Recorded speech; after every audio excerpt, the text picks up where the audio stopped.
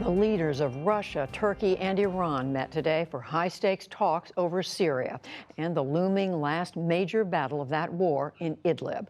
Idlib is the final remaining holdout of radical militants and more moderate armed opposition to the Syrian regime. It's also home to hundreds of thousands of Syrian civilians who have fled the war and sought refuge. But now Russia, Iran, and the Syrian regime are on the verge of launching a major assault. In a moment, Nick Schifrin will join us. But first, special correspondent Reza Saya reports on the summit from Tehran. The summit brought together the three presidents who helped decide Syria's fate. Russia's Vladimir Putin and Iran's Hassan Rouhani both support an assault on Idlib province, the last rebel stronghold in Syria.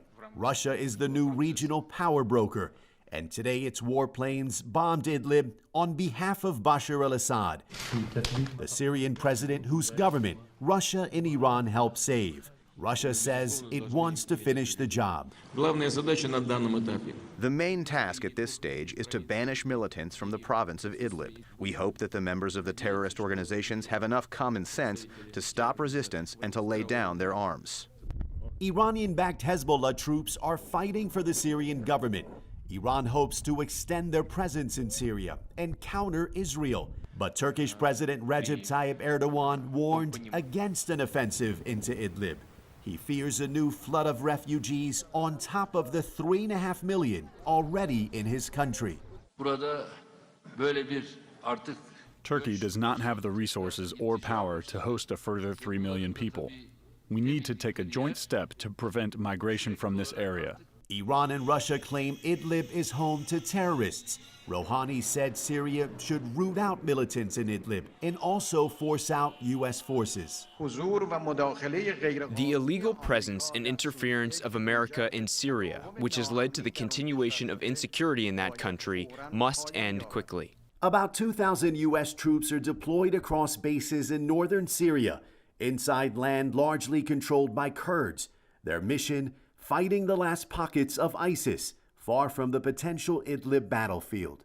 In the past, President Trump wanted to withdraw U.S. troops from Syria completely. But this week, top advisors say he reversed course and wants a U.S. military presence there indefinitely. He's also warning against any all-out assault on Idlib, specifically the use of chemical weapons. That cannot be a slaughter. If it's a slaughter, the world is going to get very, very angry. And the United States is going to get very angry, too. In the Security Council today, U.S. Ambassador to the United Nations, Nikki Haley, echoed that warning. The Assad regime must halt its offensive. Russia and Iran, as countries with influence over the regime, must stop this catastrophe. Meanwhile, civilians in Idlib are bracing for an assault. They even showed their children how to use improvised gas masks. And in a show of defiance, some protested the Syrian government's looming military action. Back in Tehran, Putin, Erdogan, and Rouhani issued a statement that the Syrian conflict can end only through a negotiated political process, not through the military. They also agreed to hold more talks soon in Russia. And special correspondent Reza Saya joins me now from Tehran. Reza, despite the promise to hold more talks, bottom line, the three parties failed to agree on a peaceful solution in Idlib. So does that make the battle for Idlib more likely, and does that mean that Iran gets what it wants? Nick, there were three presidents at a summit today. Two suggested an offensive is the answer. One president, President Erdogan, suggested it wasn't the answer. So if you go by the numbers, it seems that the Idlib battle is likely. When it comes to Iran, they certainly asked for what they wanted today. Whether they will get what they want, we'll have to see in the coming days and weeks. It'll have a lot to do with what happens in Idlib.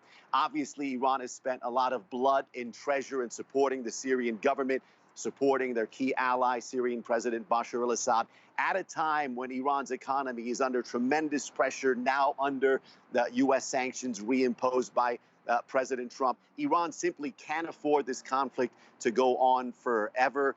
More bloodshed could cost Iran key support from Europe that it's counting on to push back against Washington. So what Iran wants is an end to this conflict with a decisive battle.